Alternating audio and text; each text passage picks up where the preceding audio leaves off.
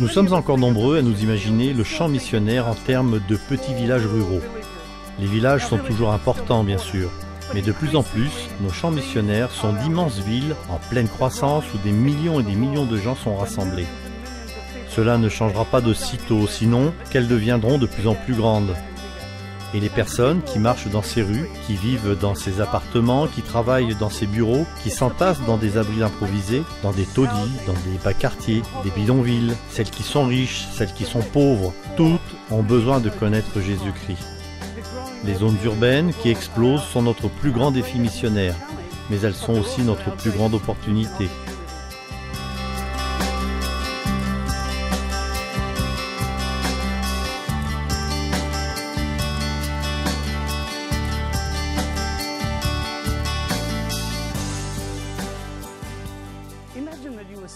Imaginez que vous vous teniez ici avec moi au cœur de la capitale de Myanmar, à Yangon. Puis imaginez un cercle autour de nous dont le rayon ferait 5000 km.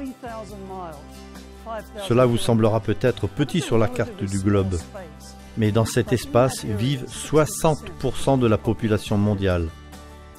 C'est la région où demeurent les plus pauvres et où sont représentées les religions les plus importantes de la Terre. Mais les chrétiens y sont minoritaires.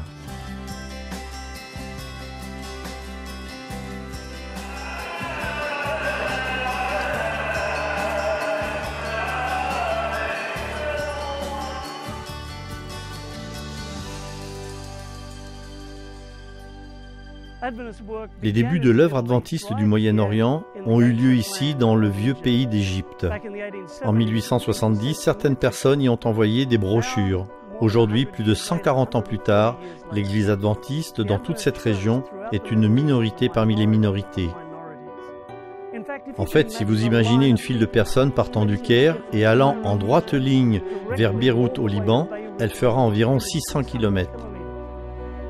Et en mettant une personne tous les mètres, si vous marchez tout le long de cette file, vous ne rencontrerez que 3 ou 4 adventistes. Face à cette réalité, on peut poser la question, qui est suffisant pour ces choses? Et la réponse tombe, pas nous, mais seulement lui.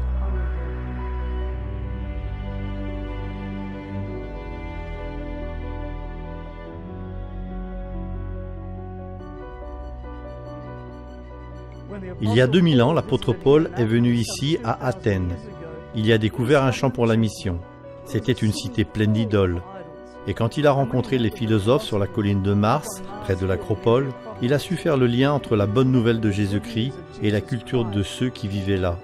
Il y a réalisé cette importante connexion, leur parlant de l'autel au Dieu inconnu qu'il avait aperçu. Il leur a démontré comment il pouvait être destiné au seul vrai Dieu. Aujourd'hui, nous faisons face à d'immenses champs missionnaires. Nous pensons au Moyen-Orient, nous pensons au nombre croissant de villes dont la population dépasse le 1 million d'habitants. Nous pensons à la fenêtre 1040, nous pensons à l'accroissement de la sécularisation et du postmodernisme. Et nous pensons même aux défis que représente la transmission de l'état d'esprit missionnaire à nos enfants. Mais tout en pensant à ces nombreux défis, nous nous souvenons que nous avons la puissance du Saint-Esprit.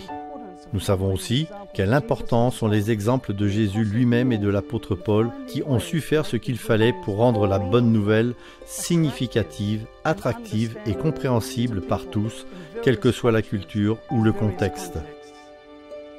Quand en 1990, la mission globale a été créée, le nombre de membres d'églises adventistes du 7e jour s'élevait à environ 6 millions. Aujourd'hui, ils sont plus de 18 millions et des milliers d'églises ont été implantées, tout aussi bien que dans les villages reculés de l'Amazone, comme celui-ci, que dans des immenses villes telles que New York.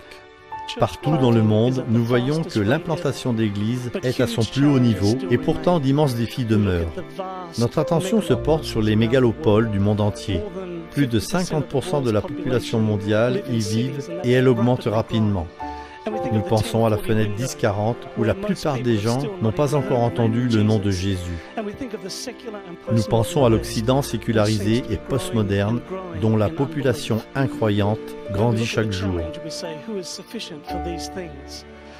La seule chose que nous pouvons faire est de nous réengager, d'avoir une vision nouvelle de la mission et de nous soumettre à la puissance du Saint-Esprit.